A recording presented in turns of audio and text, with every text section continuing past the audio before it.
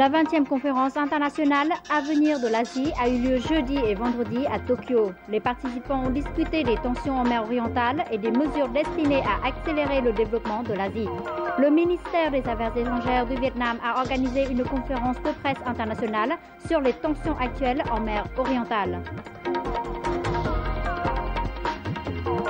Les contes vietnamiens qui racontent des histoires d'optimisme et de fierté nationale ont contribué largement à éduquer les jeunes générations au sujet de leurs traditions nationales.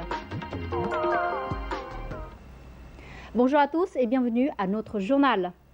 La 20e conférence internationale Avenir de l'Asie a eu lieu jeudi et vendredi à Tokyo sous l'égide du groupe de communication japonais Nikkei et du Centre d'études économiques du Japon.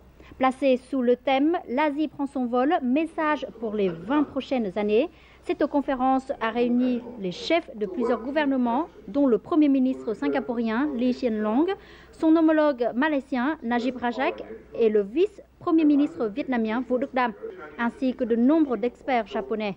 Le vice-premier ministre vietnamien Vũ Đức Đam a eu un discours important sur la situation en mer orientale et la nécessité de la coopération pour développer la paix en Asie. Il a affirmé que l'installation illégale par la Chine de sa plateforme menace non seulement le Vietnam, mais aussi l'économie régionale et internationale. Les participants ont aussi discuté des mesures destinées à accélérer le développement de l'Asie.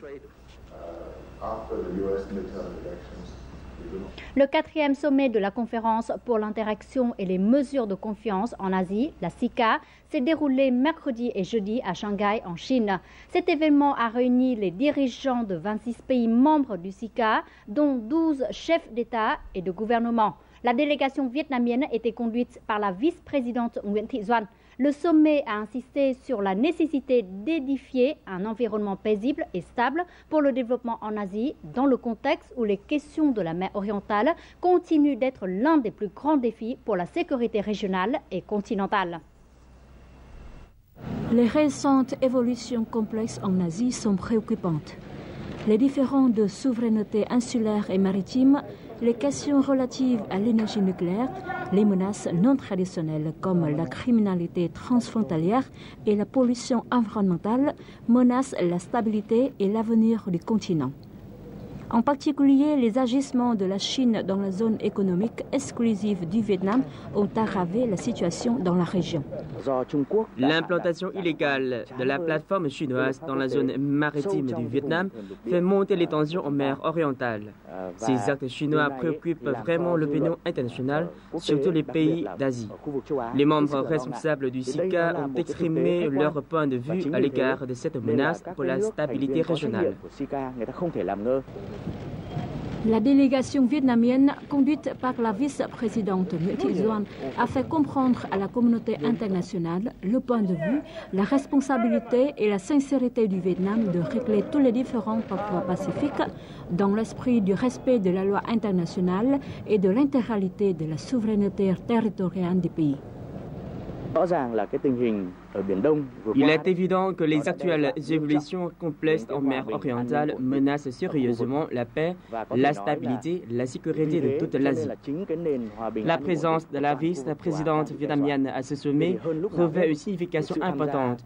Nous sommes déterminés à défendre la souveraineté nationale, mais nous nous efforçons toujours de baisser les tensions et de trouver des mesures pacifiques pour régler les litiges. Lors de ce sommet, le président chinois Xi Jinping s'est engagé à régler les différends de souveraineté maritime avec les pays voisins par le biais de moyens pacifiques. Une promesse prononcée dans le contexte où la Chine refuse toujours de retirer sa plateforme et ses navires d'escorte de la zone maritime vietnamienne.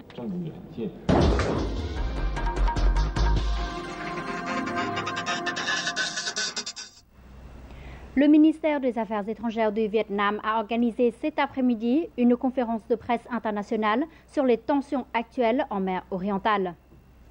Lors de cette conférence de presse, les organes compétents du Vietnam ont présenté des preuves historiques et juridiques pour affirmer sa souveraineté du Vietnam, pour l'archipel Hoàng Sa Paracel. Le Vietnam a aussi rejeté le fait que la Chine a invoqué de manière erronée la lettre du feu le Premier ministre Phạm Văn Đồng en 1958 en affirmant que cette lettre ne contient aucune renonciation explicite à la souveraineté sur les archipels de Hoàng Sa et Trường Sa. Aujourd'hui, c'est le 23e jour que les services compétents du Vietnam persistent dans sa lutte dans la paix et sont déterminés à demander à la Chine de retirer sa plateforme des eaux maritimes du Vietnam. Cependant, la situation sur place continue à être très tendue. Ce matin, 9 navires de la Chine ont approché des bateaux de garde-côte du Vietnam et les ont percutés. Les navires chinois ont continué à tirer sur les bateaux vietnamiens par des canons à eau. Devant les actes agressifs de la Chine, les forces compétentes du Vietnam se montrent patientes afin de minimiser les dégâts, mais sont déterminées à maintenir la souveraineté du pays. Au cours des derniers jours, les reporters de la VTV ont été présents sur les navires de contrôle de pêche pour suivre de près les activités des pêcheurs vietnamiens dans leurs eaux traditionnelles autour des îles Paracel. Nos reporters ont remarqué que les Chinois avaient établi un périmètre d'environ 7000 nautiques autour de la plateforme pétrolière HD 981. Les navires et bateaux de pêche chinois poursuivent et percutent des navires de pêche vietnamiens entrant dans cette zone. Toutefois, les pêcheurs vietnamiens sont persévérants et maintiennent leurs activités dans leur zone de pêche traditionnelle et protègent la souveraineté maritime du pays. Un pêcheur de Thanh Khê de la ville de Da Nang a dû plonger sous son bateau pour le réparer après avoir été éperonné par un navire de pêche chinois. Heureusement, les dommages ont pu être réparés sur place. Ce bateau de pêche héberge 14 membres d'équipage qui vivent dans de petites cabanes. Après de petites conversations, nous pouvons voir le courage.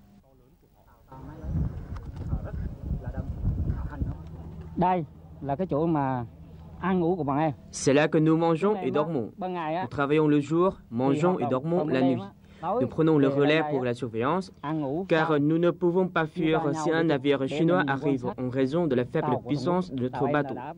Notre cabine et notre gouvernail ont été endommagés, mais nous continuons à pêcher dans la zone maritime du Vietnam.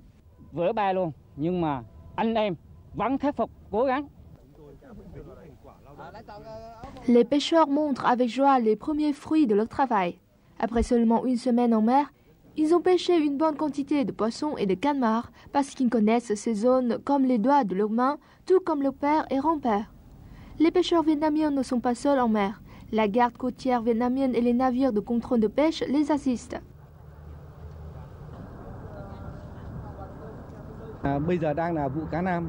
Cette période de l'année est le meilleur moment pour la pêche et nos pêcheurs doivent être assurés de pouvoir rester en mer. Nos forces de maintien de l'ordre en mer sont toujours là pour les aider. Plusieurs navires chinois sont toujours présents autour de la plateforme pétrolière HD 981. Ils sont prêts à chasser et percuter les navires et bateaux de pêche vietnamiens.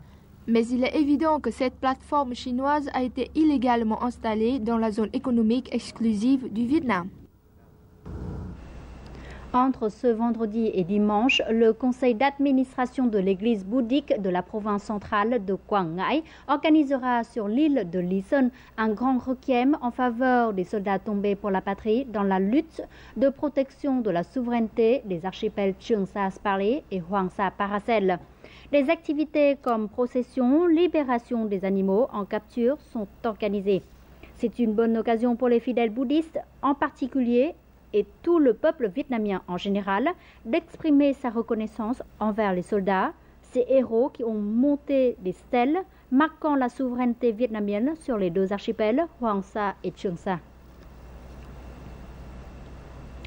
Il y a 25 ans, Le 5 juillet 1989, la première station de service économique sciences technologiques a été implantée avec succès au large de la province de Vũng Tàu au sud, sur le plateau continental du Vietnam. Depuis, 17 plateformes de ce type, appelées DK1, ont vu le jour, contribuant de façon importante à la défense de la sécurité et des droits souverains légitimes du Vietnam dans cette zone maritime. Nous en saurons plus sur ces plateformes spéciales avec Thu Hiền. Durant ces 25 dernières années, le professeur Dr Phạm Ngọc Nam a directement participé à la conception et à l'installation de 17 plateformes DK1 dans la partie sud du plateau continental du Vietnam. Des plateformes qui ont été construites dans les conditions particulièrement pénibles et qui constituent une grande fierté de tous les Vietnamiens. Malgré les typhons et les fortes vagues s'élevant jusqu'à 20 mètres, ces ouvrages restent toujours solides. En plus des îles et îlots, ces plateformes sont considérées comme des bornes de souveraineté spéciale du Vietnam dans la mer orientale. Elles contribuent à la protection de la sécurité des activités de pêche et d'exploitation des ressources maritimes du Vietnam. Ces plateformes DK1 ont été édifiées dans la zone maritime profonde de plus de 25 mètres, conformément à la Convention onusienne sur les droits de la mer 1982. Leur tâche est d'assister les pêcheurs opérant dans la mer orientale, de guider les navires et les bateaux naviguant dans cette zone maritime. Ces plateformes forment une ceinture solide dans la partie méridionale du plateau continental, prête à défendre les droits souverains et les intérêts légitimes du Vietnam. La décision de faire construire ces plateformes reflète la vision stratégique du parti et du gouvernement vietnamien vis-à-vis de la protection de la souveraineté nationale dans la mer orientale. Sans ces ouvrages, il sera difficile pour le Vietnam d'exercer ses droits de souveraineté et de juridiction et de défendre la zone économique exclusive et le plateau continental du Vietnam. Sur ces plateformes situées en pleine mer, les soldats et ingénieurs vivent et travaillent dans des conditions très difficiles. Cependant, tous font preuve de bravoure et de détermination pour mener à bien leur mission sacrée d'édification et de défense de la patrie. Les mesures immédiates visant à aider les entreprises étrangères affectées par les troubles survenus la semaine dernière se sont fait sentir. Le Premier ministre a appelé les ministères, les localités, les entreprises et les travailleurs à coopérer étroitement pour régler les difficultés et développer à nouveau la production. Suite à cette directive, nombre d'entreprises ont pu stabiliser leurs activités. Reportage réalisé dans la province méridionale de Dong Nai. Après avoir pris connaissance des directives du Premier ministre vietnamien, les communautés d'entrepreneurs japonais, sud-coréens et taïwanais de la province ont exprimé leur ferme volonté de continuer dans le long terme leur investissement au Vietnam. Les efforts pour reprendre la production des entreprises IDE ne visent pas seulement aux questions du profit, mais il s'agit de leur compréhension et de leur partage avec le gouvernement et le peuple vietnamien. La conclusion et les directives du Premier ministre a réussi à consolider la confiance des entreprises. Nous remercions sincèrement les autorités vietnamiennes d'avoir assisté et protégé les entreprises taïwanaises à Dong Nai ces derniers temps. Nous sommes contents des mesures liées aux démarches administratives et les exemptions de taxes qui favorisent nos reprises de production. Voici un dossier de douane de l'entreprise Shinwell dans la zone économique Nhân Trạch 3. Les documents et les ordinateurs conservant les informations sur ces produits sont détruits, mais les exportations de l'entreprise peuvent toujours s'effectuer sur la base des engagements de l'entreprise et les services compétents vont inspecter ultérieurement. Les autorités provinciales ont aidé les entreprises à surmonter les conséquences des incidents et à reprendre la production tout en renforçant la sécurité dans la région. La province prévoit de dépenser environ 5 millions de dollars dans ces tâches. Nous avons donné des instructions aux organismes à tous les niveaux pour soutenir les investisseurs étrangers opérant dans la province de Dong Nai. Nous allons visiter des entreprises pour les aider à profiter des allègements fiscaux.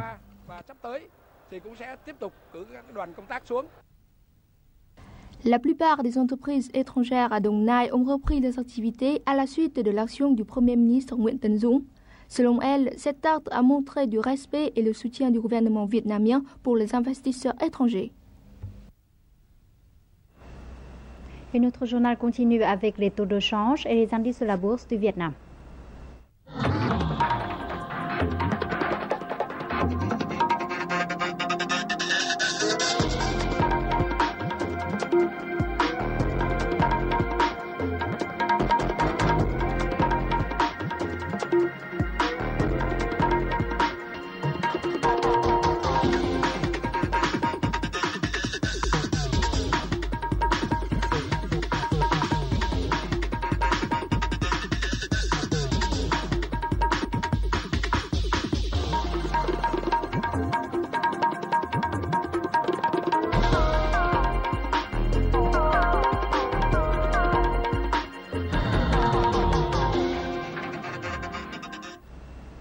La ligne aérienne entre Ho Chi Minh Ville et Singapour de la compagnie aérienne Vietjet Air a été inaugurée aujourd'hui sur une fréquence de 7 vols par semaine.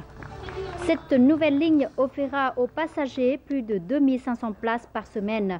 Elle contribuera ainsi à répondre aux besoins en déplacement qui a tendance à s'accroître rapidement entre ces deux destinations. Le réseau de Vietjet Air couvre actuellement 24 lignes domestiques et internationales. Vietjet Air compte continuer à élargir son réseau de vols en Asie-Pacifique. Le gala Rayonnement de l'énergie Viet 2014 a eu lieu le 21 mai à Ho Chi Minh Ville et se déroulera le 24 mai à Hanoï. L'une des particularités de ce programme est qu'il honore 21 personnes handicapées ayant fait des efforts fabuleux pour surmonter des difficultés et s'intégrer à la société.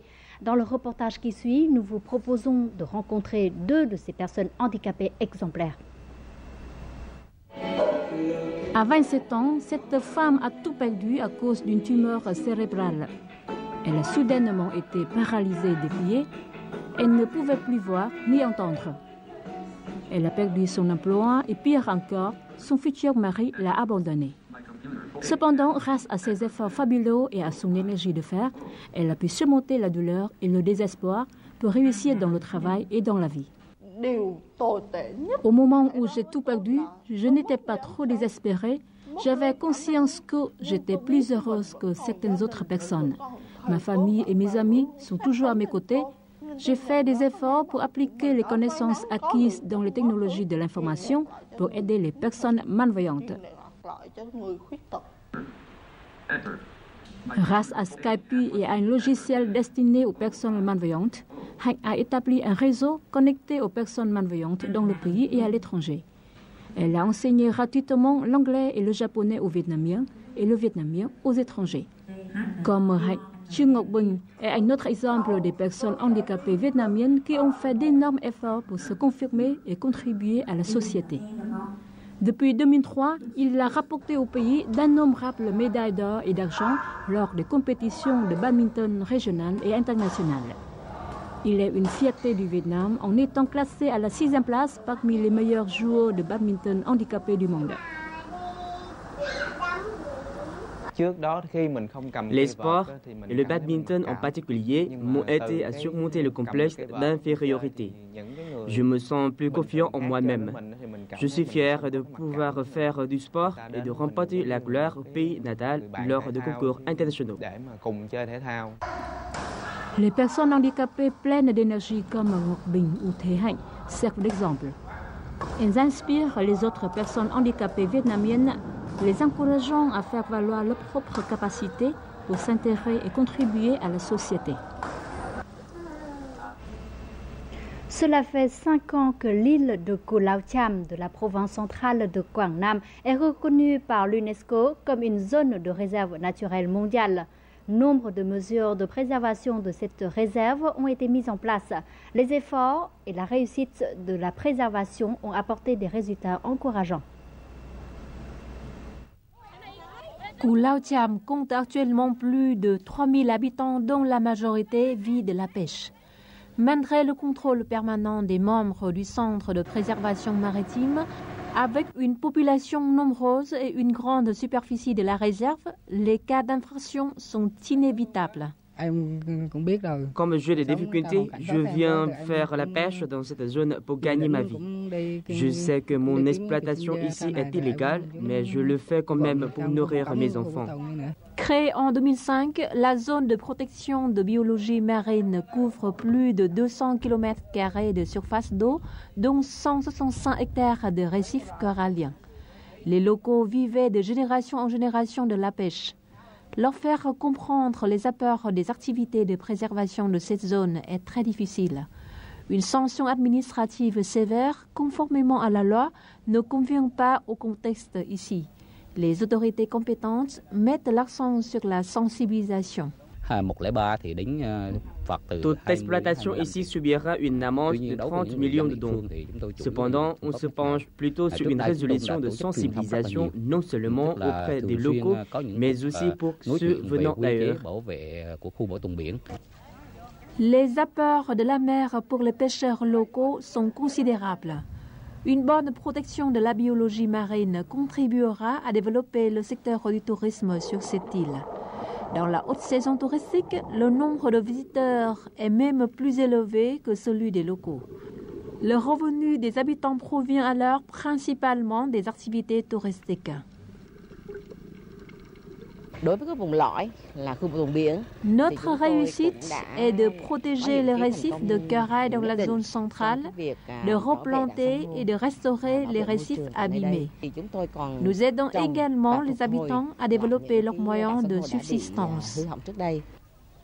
Ces dernières années, l'îlot Thiam réussit à protéger l'environnement et à dire non à l'utilisation des emballages en nylon. La préservation de sa biodiversité contribuera positivement à développer l'économie maritime.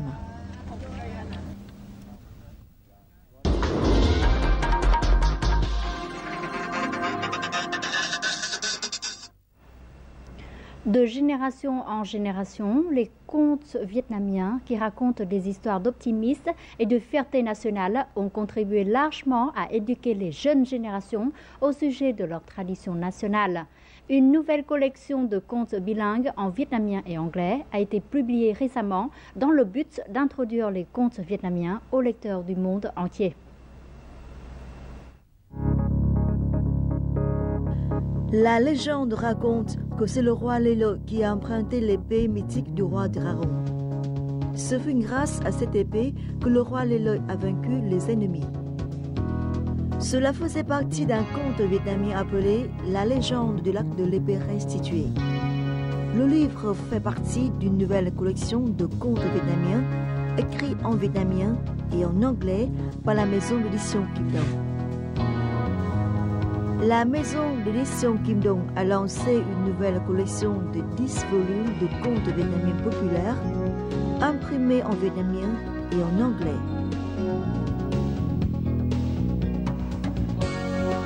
Ces volumes comprennent la légende de gâteau de riz rond et gâteau de riz carré, Thạch Sanh et l'histoire de Saint-Jean. Depuis 10 ans, Ta Xuân Duy est à la recherche d'un conte vietnamien pour le présenter à ses amis et ses professeurs étrangers.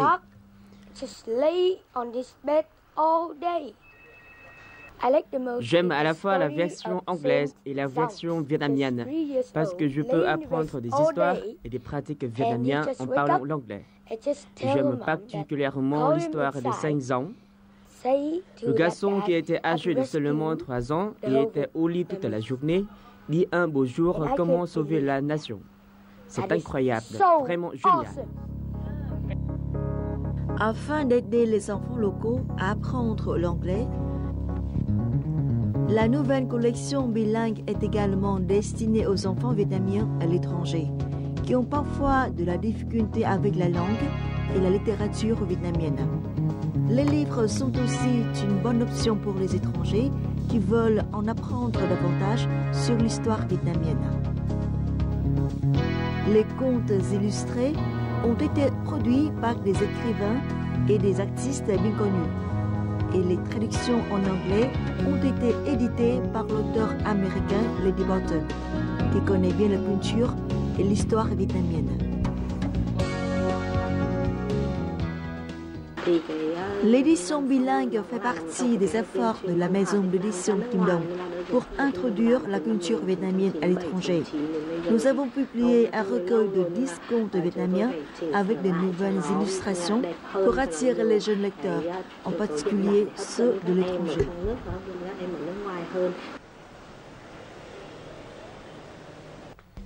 Les livres et les bandes dessinées sont importants pour le développement de l'enfance et de la créativité. Guider et encourager les habitudes de lecture des enfants vietnamiens sont les principaux objectifs d'un projet de soutenir la littérature pour enfants vietnamiens lancé en 2006 par le Vietnam et le Danemark. Aujourd'hui, environ 30 auteurs et illustrateurs locaux se sont rassemblés à la maison d'édition Kim Dong pour discuter de nouvelles méthodes d'écriture pour les enfants. Une coopération étroite entre les écrivains et les illustrateurs est l'élément clé de la réussite. Nous sommes très reconnaissants envers l'association danoise des écrivains pour leur aide dans notre travail pour les enfants au cours des dernières années. Les représentants de l'association des écrivains danois viennent ici chaque année pour organiser des cours de formation pour les jeunes auteurs et illustrateurs vietnamiens.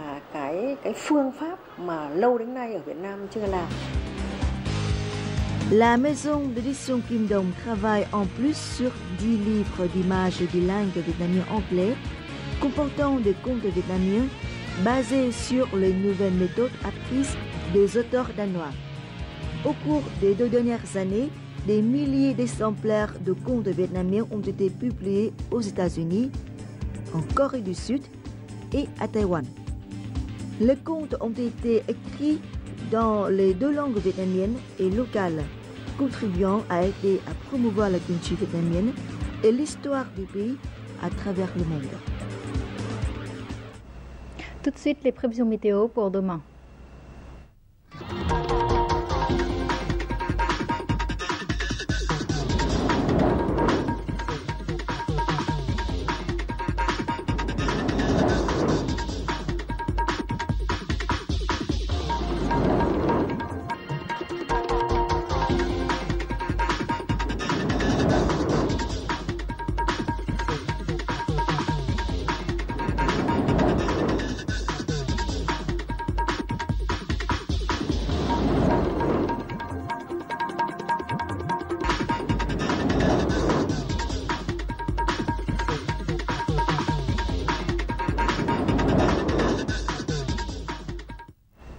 C'est la fin du journal francophone. Merci pour votre attention. Très bon week-end à vous tous et à très bientôt.